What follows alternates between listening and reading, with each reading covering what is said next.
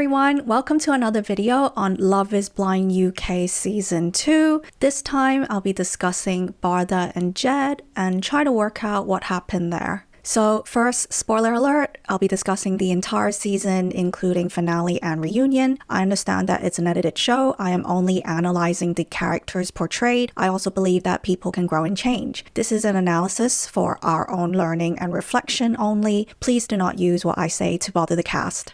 So from the edit, Bardha and Jed seem to have had the most instant connection in the pods. They bonded over their similar cultural backgrounds and traditional values. I lived in Lebanon for 4 years when I was younger. No way. Yeah, because I'm half Lebanese. I speak Albanian. Are you Albanian? I am. And I was brought up Muslim as well. Okay, yeah, my dad's Muslim. They sparked over their love of children. Yeah, I've got one brother. He's been kind enough to give me 2 nieces.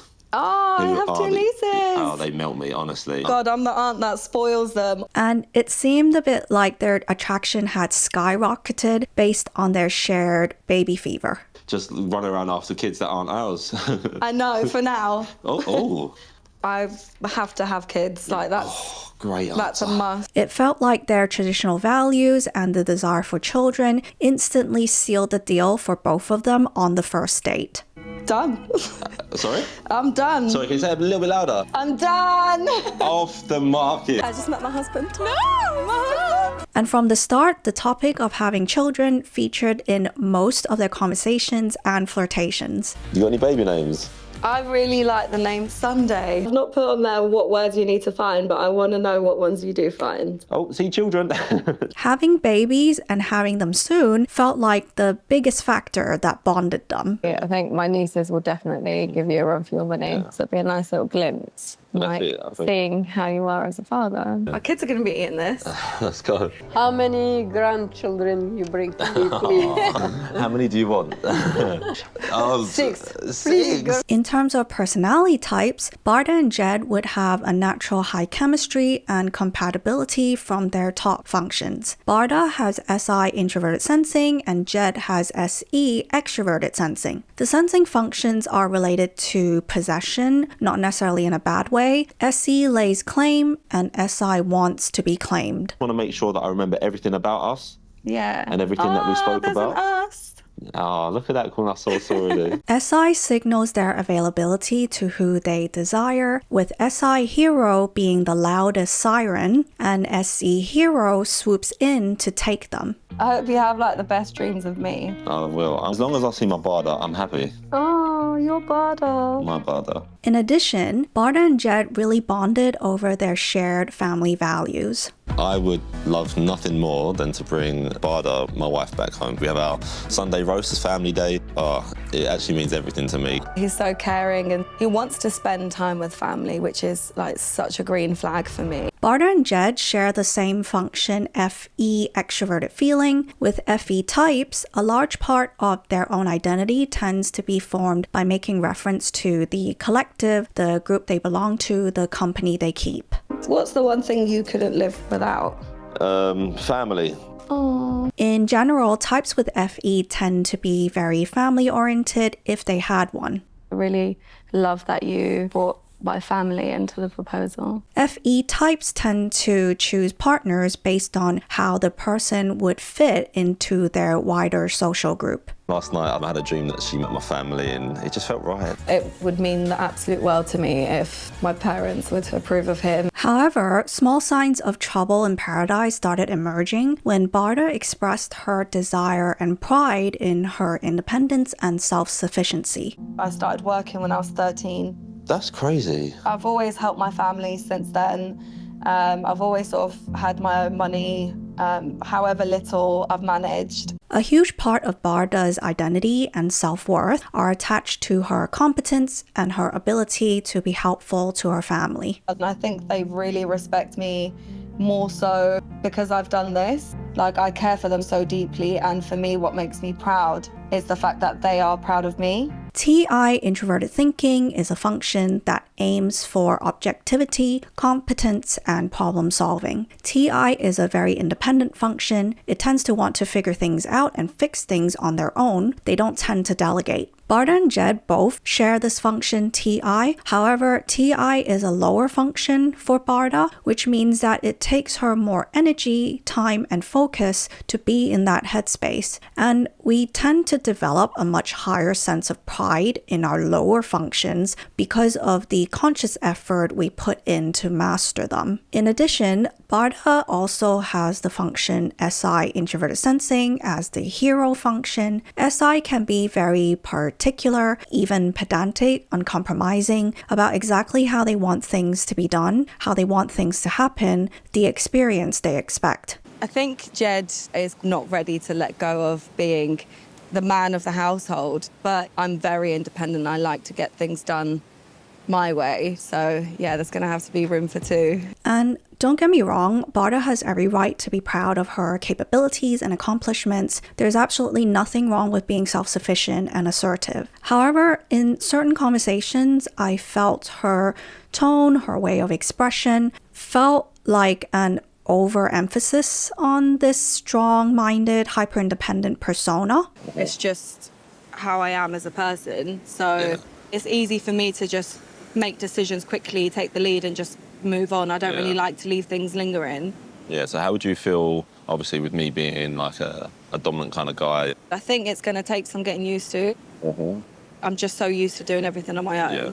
Her repeated emphasis of her self-sufficiency, this kind of lone wolf, no-nonsense persona, made it feel a bit like she might be overcompensating for some insecurity. That's why I'm so independent. Yeah. That's why I don't technically need you. I'm here because I want you. I'm quite a logical woman. I'm level-headed. The topic of her independence also tended to come with strong emotions and defensiveness. Like, you know, second date onwards, I'm happy to pay. And I think he's very much like, I'll take care of it. Because I'm like, I'll take care of it. I've taken care of it this whole time. She expressed a level of stubbornness and attachment to this hyper-independence that felt unnecessarily or out of context to this relationship, given how safe and protected she said she felt with Jed. We have seen a very soft side of you, and I really, really like that. I like being soft. It's nice to feel protected, and I don't have to be strong, independent. But also not too soft.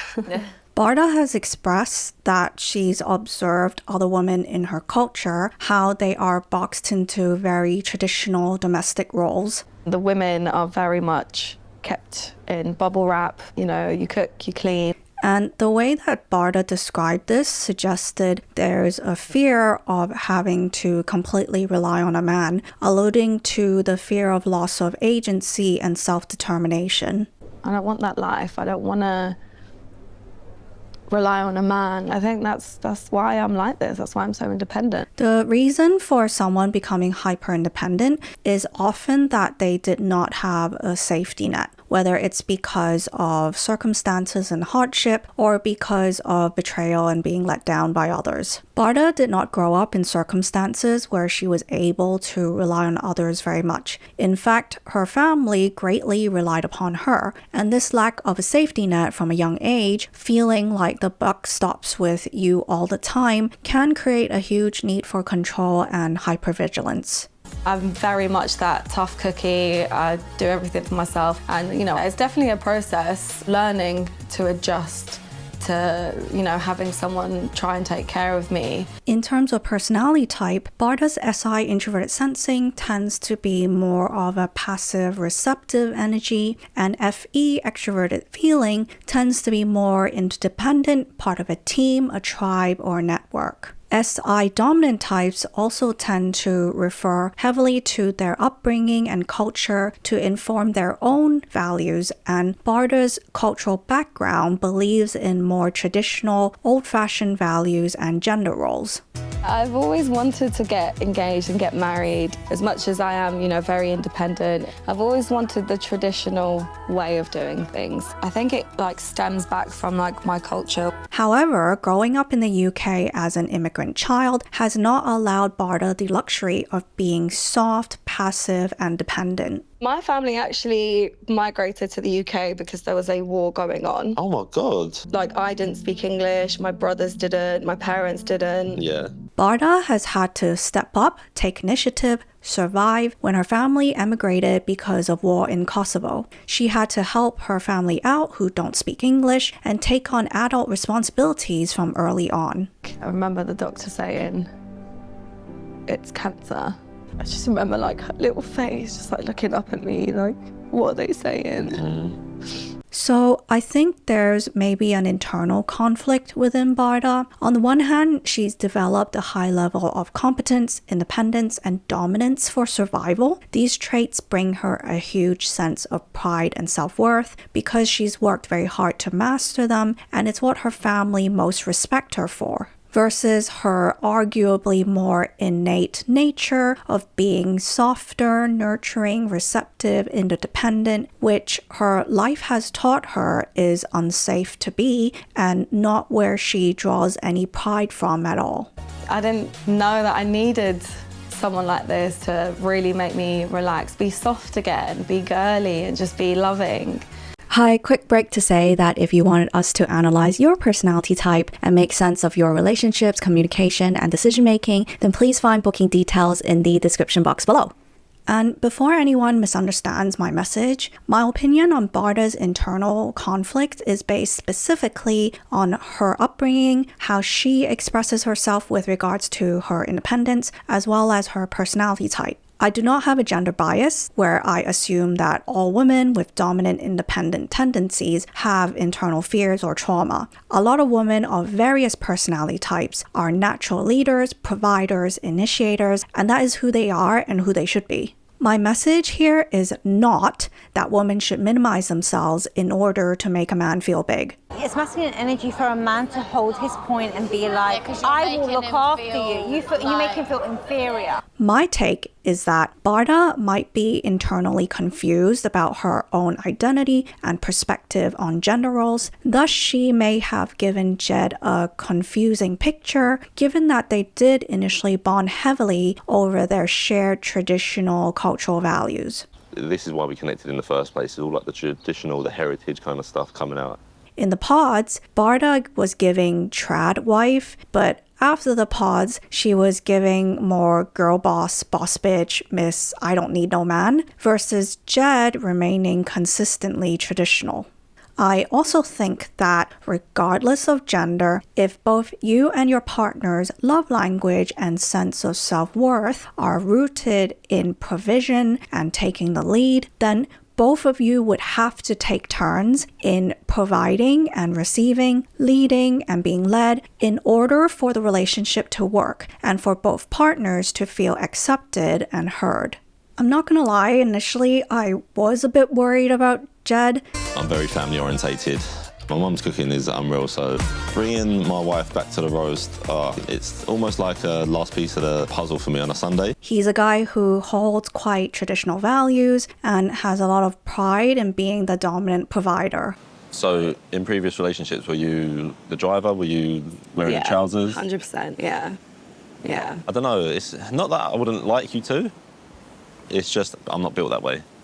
With all the talk of traditional values, male dominance, his mom's cooking, baby fever, I was a little worried that Jed was giving kind of podcast bro of the manosphere, especially when he commented on Bardha's driving. Can't believe I've let you behind the wheel. A couple of them wobbling moments. Only one. I wouldn't go as far as couple, but... We'll see what you're like in a proper car. But as time went on, there was evidence that Jed did embrace Bardha's independence and competence and was not threatened by it. Bardha. What do you like about me? Everything. Having a woman who can take care of herself, really, and who's so independent. Feisty. Small but feisty. Yeah. Small but clever. Very clever. There we go. Jed expressed how he appreciated Bardha's brilliance and he wanted to add to her life, not dim her light. I know you don't need looking after. I know you are capable of everything. But I want to be that bonus in your life. I want to make you extra safe, extra looked after. Bardha's independence was just not something Jed's ever experienced before with other women. Previous relationships, I've had what you call kind of yes girls. She is a very strong-minded woman, and I've got to be like, how do I adapt to that? And I don't think I've ever had that. So Jed and Bardha were pretty plain sailing until maybe about a week before the wedding when they argued over paying the bill. We went out for dinner, and before we went out, he said, look, I just want to make a point. I'm getting the bill tonight. Like, let's not argue about that. And I was like, yeah, sure, no worries. And naturally, when the bill came, I was like... The show edit gave little detail on the context of the situation, but since then, the official podcast of the show interviewed both Bardha and Jed gave a fuller picture of what happened. My friends are coming down, we're going to this restaurant in Manchester. So in the morning, we're getting ready, and I said to her, Bardha, you paid yesterday because Liv was here. Let me pay this bill, because if we don't, I know one of my mates there is going to pay the whole lot. Essentially, the meal in question was with Jed's friends who traveled up for their wedding. Jed really wanted to treat everyone, and he made it a point to tell Bardha beforehand. However, when the bill came, Bardha got her card out anyway, and as they fought over the bill, Jed's friend tapped the card reader. I see my mate go, beep. I was like, no! So in that moment, I was just like, it's more than just paying the bill. It's feeling like heard. So not only did Jed not get to treat his friends, which was important to him, he also felt dismissed and unheard by Bardha. Bardha defended herself, saying that Jed didn't sound that serious with his request, which seems unlikely to me given that paying the bill is totally Jed's thing. And he also said it to me in like such a jokey way, like, let me get this meal, babe. I know you like paying. And I was like, all right, I'll see. I think this bill paying argument had very little to do with money itself. It's what paying the bill meant and represented to Jed and to Bardha. For Bardha, I think paying the bill signals to both herself and others her financial independence, even prowess, a display of her self-sufficiency and dominance, how far she's come away from the traditional gender norms of her culture. Because I'm like, I'll take care of it. I've taken care of it this whole time. Whereas for Jed, sure, there's definitely an element of traditional gender norms where providing and masculinity go hand in hand for Jed.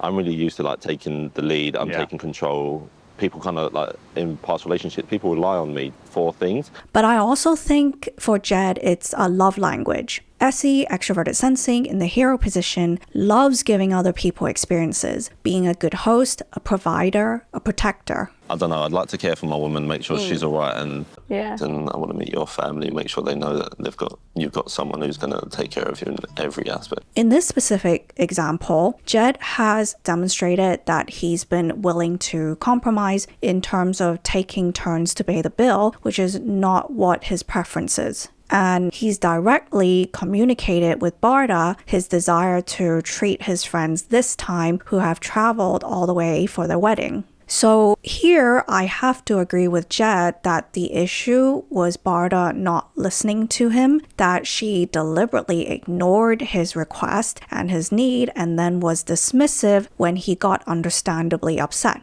And I don't think I've heard Bardha apologize for this properly ever. Naturally, I was just like, I got this. Right. And also it was a meal with his friends and I wanted to impress them. Like, that's what you do. Yeah. And he just lost it. To me, it felt like a power play from Bardha because for her, paying the bill is a display of her empowerment. Or it could have been a test to test if Jed would submit to her among his friends. And this might not have been the reason for Bardha to say no at the altar, but it was definitely the beginning of the end, the start of many more arguments. So can I ask why? You know, all these arguments that we've been having put me in a very weird state of mind. Yeah. It's not a no. It's when we're ready. And then at the reunion, which is filmed a year later, Bardha and Jed shared that after filming, they moved in together and tried to date for another 3 weeks. And they highlighted another big argument where Bardha said she carried on wearing their engagement ring after filming to show her commitment to Jed. They went to Jed's local gym and Jed asked her to please hide her wedding ring because people know him at the gym and he didn't want them to violate the Netflix NDA before the show aired. And then it turns out, among other people, Jed's ex was also at the gym and Jed did not tell Bardha this up front. He only revealed it when she later questioned him, which is a bit suspicious. Because I had this weird woman's intuition and I was like, why did you ask me to do that? It was hours later where I was like, is it because of some guys you said might recognize you or because your ex was there? And you said in that moment, you're right, she was there. So not only was she there, you didn't even tell me, which was so muggy. Bardha called it a woman's intuition, and what I think might have happened was that Bardha noticed that Jed behaved differently to his usual pattern, that Jed had never asked her before to hide the ring in other public spaces, so I think that's what tipped her off. Anyway, a couple of days later, after they presumably brushed this under the carpet, Bardha decided to not wear the ring at a gathering with fellow Love is Blind cast members, people who are in the know about their relationship, and Jed took it probably as a big public statement of rejection. So, you know, I gave it like 24 hours and I thought, well, screw this, I'm not wearing it then. And when he saw that I didn't have it on, that's when everything sort of stopped in that moment. We didn't talk about it. We didn't have any communication further. He was just so angry that I'd taken it off.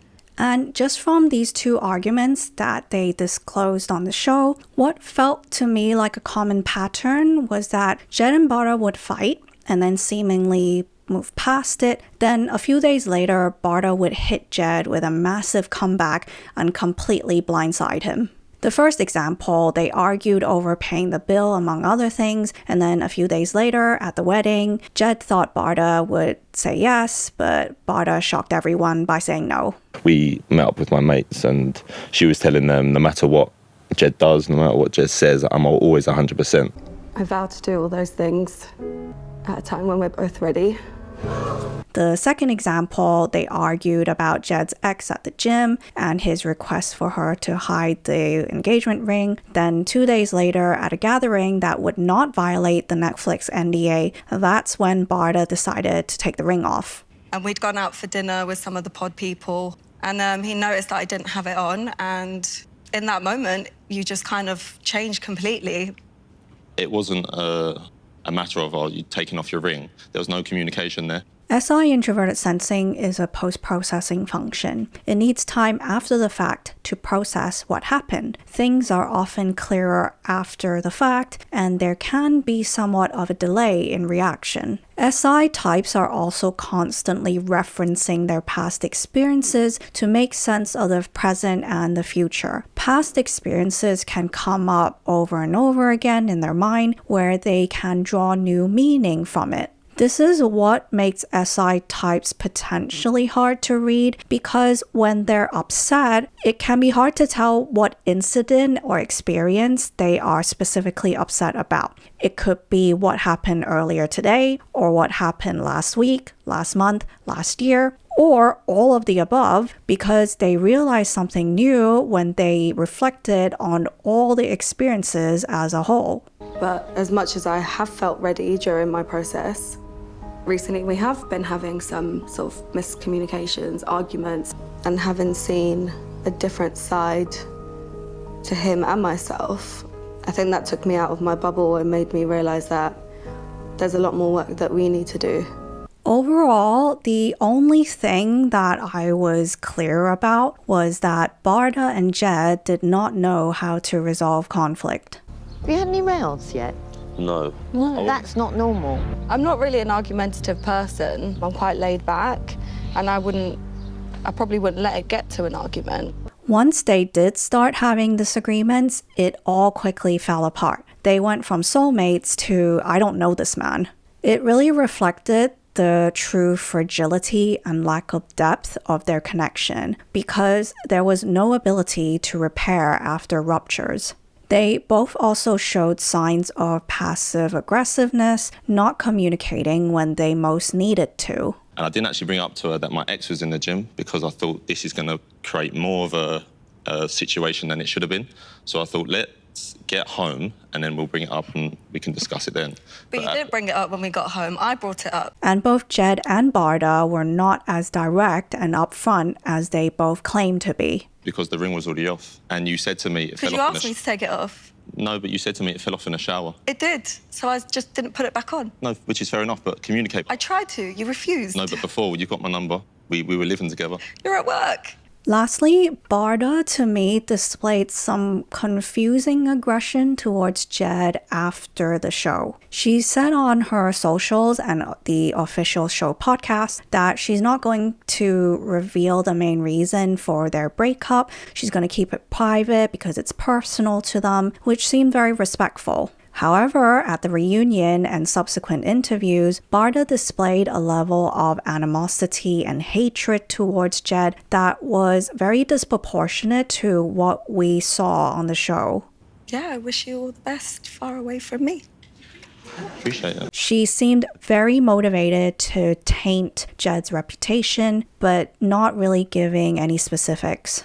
Our biggest obstacle was that he was pretending to be somebody that he's not. And I saw the real side once the cameras were off. Bardha said in more than one interview that she saw a different, more disingenuous side to Jed around 24 hours before the wedding and realized that he was not the person she thought he was, which is why she said no at the altar. Literally 24 hours before the wedding, I saw a different side and I was like, you are somebody else. I don't know you and I can't marry you. But if that's the case, then why then try so hard to make it work with him after filming? Because she also claimed that she was the one making all the effort, driving the whole relationship. The only person that was trying was me. So as a show of like my commitment, I said to Jed, I want to keep this on. I still want to make this work. I think Bardha keeping things vague but showing so much animosity is almost worse than if she did a tell-all because she's allowing the audience's imagination to run wild. She claims that she's keeping it cute and respectful, meanwhile properly throwing shade. I've got no malice towards her. Whereas Jed remained poised and civil throughout, and he never got too defensive. And, Jed's not innocent necessarily. There's honestly a lack of information, but he's not behaving like this big villain that she's painting him to be. And I hope she actually enjoyed watching it and just remembered the memories that we had. But yeah, I wish her all the best. I've got nothing bad to say about her. Bardha also accused Jed in one interview of being a clout chaser. All he spoke about was when the show comes out and I make money, and that's all he cared about. However, what I've seen, she's the one that made the sudden move to Dubai, got a major glow up, and the one who's more active on socials. So how long did you date for after the wedding? It was about 3 weeks in total from the wedding. So because I left the country quite quickly after. That's a pretty big statement. Where did you go? I went to Dubai. Right. For how long? I've been there ever since. All right. And look, she's entitled to do what's best for her, of course. I'm just pointing out the observable facts that inform my impression. Thank you so much for making it to the end of this video. I hope you found it helpful and interesting. If so, please like, subscribe, and share to support this channel. I've developed my own methods of interpreting and assessing personality types. If you would like us to analyze your personality type and make sense of your relationships, communication, and decision making, then please find booking details in the description box below.